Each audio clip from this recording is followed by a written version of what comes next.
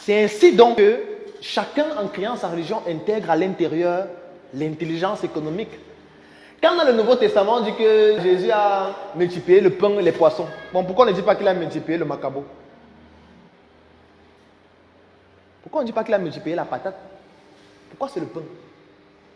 Lorsqu'on sait que 95% du pain qu'on consomme, c'est à base de farine de... On cultive le blé où? Ça veut dire que chaque fois qu'on consomme une baguette de pain, on enrichit les agriculteurs européens. Donc quand on dit pain, on ne précise pas, ça crée la confusion. Sauf que nous, le pain que nous consommons, puisque le pain c'est l'aliment le plus consommé en Afrique, le pain, qui est fait à base de farine de blé. Vous avez un champ de blé dans votre village ou à Yaoundé où? Donc chaque fois qu'on consomme ce pain-là, on enrichit les agriculteurs européens. Et le pain-là, ça découle de quoi? Ça découle de la Bible. Corps du Christ. Le vin qu'on consomme dans les messes, ça vient d'où? C'est le vin à base de quoi? Vous avez un champ de raisins à Yaoundé ou à Bafoussam ou? J'ai un ami qui a commencé à se battre dans ça à Baganté, qui a réussi à cultiver le raisin, mais pour le moment, c'est encore trop acide. Donc on peut pas encore, on est encore en train de trouver des formules pour pouvoir transformer ça en vin. Mais tout le vin qu'on a actuellement, ça vient d'ailleurs. Et que chaque fois qu'on consomme le vin, on enrichit les agriculteurs européens de raisin. Et toute l'industrie du vin. Est-ce que vous savez que le maïs qu'on utilise dans la bière au Cameroun est importé, le maïs? Parce que tout ce qu'il y a dans la bière est importé, le maïs, le houblon, le malt. Donc chaque fois qu'on consomme une bouteille de bière, on enrichit les agriculteurs européens de maïs, de houblon, de malt. Et de tous les autres ingrédients qui sont importés. Je vais plus loin. Lorsqu'on va au deuil, l'habit qu'on porte à quelle couleur? Quand on va au mariage, l'habit qu'on porte à quelle couleur? Qu'est-ce que ça veut dire? Non, ça veut dire que le noir est associé à la douleur, à la difficulté, au malheur. Et que quand c'est le bonheur, c'est ce qui est blanc. Quand c'est le bonheur, c'est ce qui est lumineux.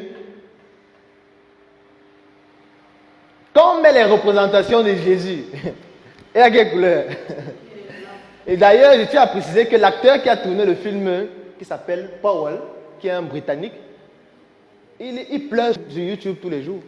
Que pardon, n'utilisez plus mes photos dans vos maisons. Pardon, je suis un acteur. Moi, j'ai seulement fait un film pour gagner ma vie. Vous prenez mes photos, vous mettez dans vos maisons, vous priez. Je ne suis pas Dieu. Je ne suis pas Dieu, mes amis.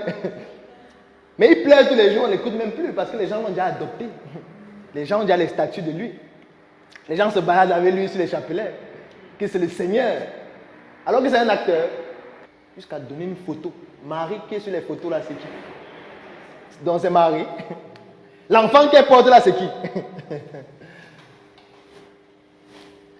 Sauf que sur toutes ces représentations, ce sont toujours les blancs. Mais il y a quelque chose de particulier sur les représentations. On me demande en quelle couleur? Vous pensez que c'est le hasard? Donc c'est un hasard. Donc le peintre s'est trompé, il ne savait plus, il dormait. Il a décidé que bon, celui qui est au sol, on met le noir, mais les autres sont blancs. C'est pour ça que ça a créé des expressions. Il a le noir cœur.